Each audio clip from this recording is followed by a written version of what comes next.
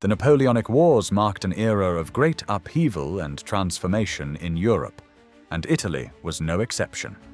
Many Italian soldiers fought under Napoleon, both in the army of the Kingdom of Italy and directly within the French Imperial forces. In 1895, on the occasion of the 80th anniversary of the Battle of Waterloo, the French writer Gustave Schlumberger interviewed the last 3 surviving veterans of that fateful and bloody battle. One of them he found in Naples. His name was Daniele Valenti. But before recounting his extraordinary life, we must first explore the historical context in which he lived. After the French Revolution, Napoleon's Italian campaign of 1796 to 1797 upended the political order of the Italian peninsula. With the creation of the Cisalpine Republic and other sister republics, many Italians saw in Napoleon a liberator. From these new institutions emerged an Italian army at the service of the Corsican general, but many Italians also enlisted directly in the French army, lending their contribution to the empire itself. Among the most prominent Italian military bodies were the armies of the Cispadane and Cisalpine republics, and later the army of the Kingdom of Italy, founded in 1805 with Napoleon as king.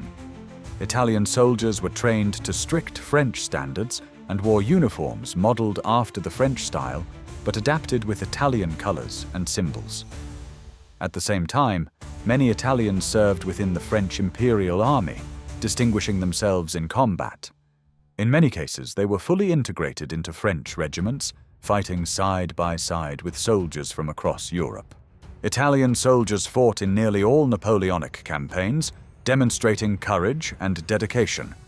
Notable among these were the Battle of Wagram, 1809. Italian troops stood out against the Austrian army, contributing to Napoleon's decisive victory. The Spanish and German campaigns, soldiers of the Kingdom of Italy and those in the French army, played key roles in fierce and often decisive battles. The Russian campaign, 1812, the Italian Army Corps, led by Viceroy Eugène de Beauharnais, faced the brutal Russian winter and the fierce resistance of Tsarist forces. Several Italian officers in French service rose to prominence, such as Generals Domenico Pino, Francesco Fontanelli, and Teodoro Lecci. Italian soldiers, whether serving in the Kingdom of Italy or in the French army, endured tremendous hardships. None more illustrative than the story of Daniele Valenti, born in Messina in 1791 and raised in Naples at the Albergo dei Poveri.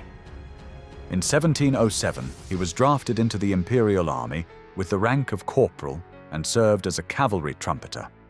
He fought in Spain, Portugal, Austria, Germany, and Russia. During the Spanish campaign, he was wounded in the right thigh by a bayonet.